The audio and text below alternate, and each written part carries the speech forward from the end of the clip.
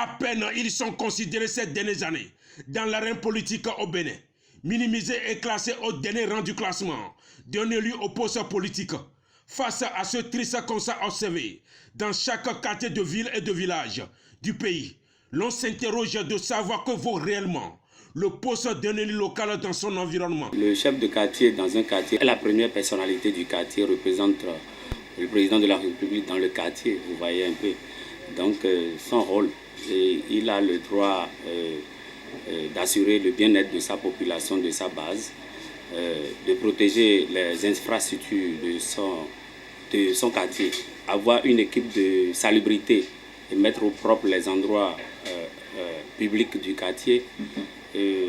J'en passe. Pour autant, il est la toute première autorité politique qui incarne le pouvoir central dans son quartier de ville ou de village, selon les tests de la décentralisation en République du Bénin. Si l'État central ou la mairie ou le dispensaire, l'école que vous voyez à côté, l'école primaire de Jéricho, ils ont besoin des informations, donc ils doivent se référer au chef de quartier.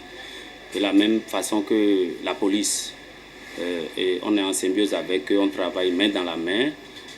On s'appelle pour régler les petits problèmes du quartier et si ça dépasse, on les envoie au commissariat avec le commissaire, on gère.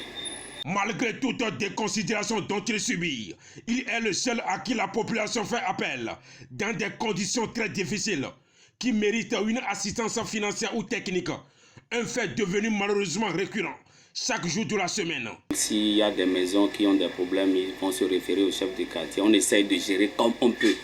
Et si ça nous dépasse, ça dégénère des fois, on fait appel au CIA, quitte à lui d'informer le maire, puis on trouve souvent solution.